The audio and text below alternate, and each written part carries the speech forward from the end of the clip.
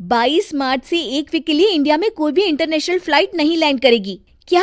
तुझे कैसे पता? हेलो ऐप से। देख, ये है हेलो ऐप। जैसे ही आप हेलो ऐप डाउनलोड करते हो, उस पर सर्च बार में हेलो ट्रेंड्स मिलेंगे, जिसमें सभी ट्रेंडिंग न्यूज, वीडियोस, आर्टिकल्स मिलेंगे। उससे आप डे टू डे इन्फॉर्मेशन से अपडेट रह सकते हो। ये तो बहुत अच्छा ऐप है। मैं अभी डाउनलोड करके खुद को अपडेट करती हूँ।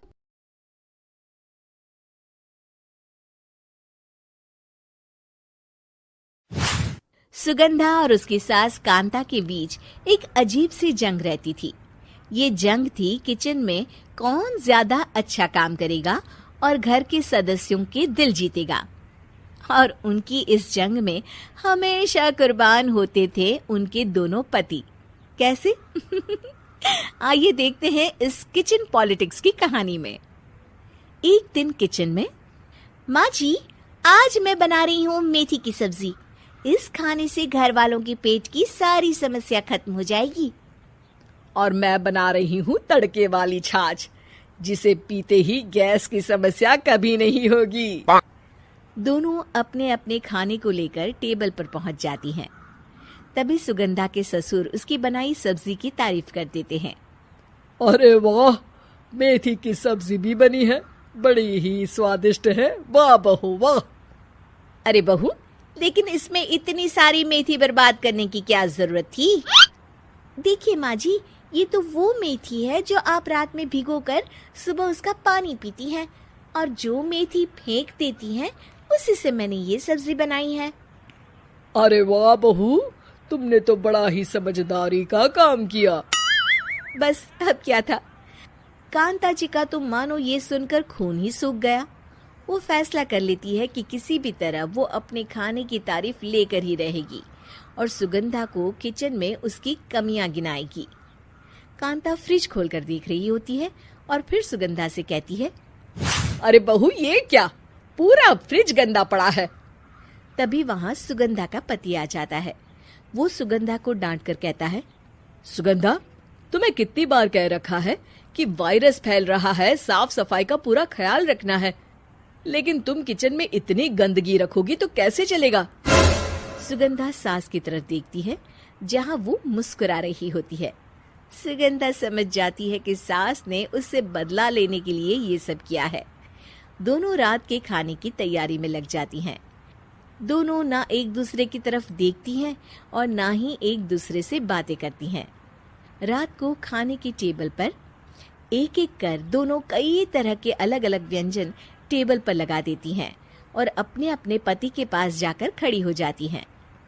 अरे खाइए जी खाइए, मैंने बड़ी मेहनत से बनाया है। प्लेट में वो खाना डालती हैं।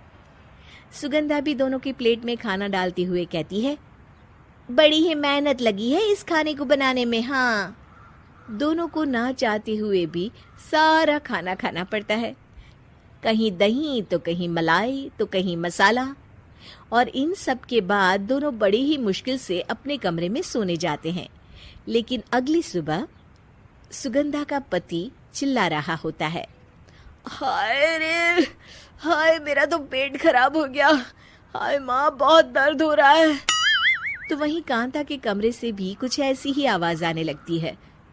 हे भगवान, इस सास बहू की लड़ाई हमारी जान लेकर रहेगी। जाओ कोई डॉक्टर को बुला कर लाओ। डॉक्टर आते हैं। दोनों को देखकर कांता और सुगंधा से कहती हैं, देखिए, आप दोनों इन्हें खाने में हल्का ही दीजिएगा। हो सके तो रात का खाना जल्दी खाया करे और वॉक किया करे। इतना कहकर डॉक्टर वहां से चले जाते हैं। जिसके बाद एक बार फिर से दोनों बहुएं किचन में जाती हैं और खाना बनाने में लग जाती हैं। रात में खाने के टेबल पर दोनों एक बार फिर से खाना लगाने लगती है। पापा जी, मैंने ये पतली मूंग की दाल की खिचड़ी के साथ ये पापड़ और पुदीने की चटनी भी बनाई है। अरे बहू, अभी अभी बेचारे पेट की बीमारी से गुजरे हैं। इतना भारी खाना तो डॉक्टर ने भी मना किया है ना। देखिए, मैंने आप दोनों के लिए सूप बनाया है। और दोनों उन लोगों की प्लेट में खाना डालने लगती हैं। तभी दोनों एक साथ बोल पड़ते हैं, बस करो, हमें माफ करो। हमें नहीं खाना इस घर में, ना खिचड़ी और ना ही सूप। हम इंसान हैं, एक वक्त में एक ही खाना खा सकते हैं।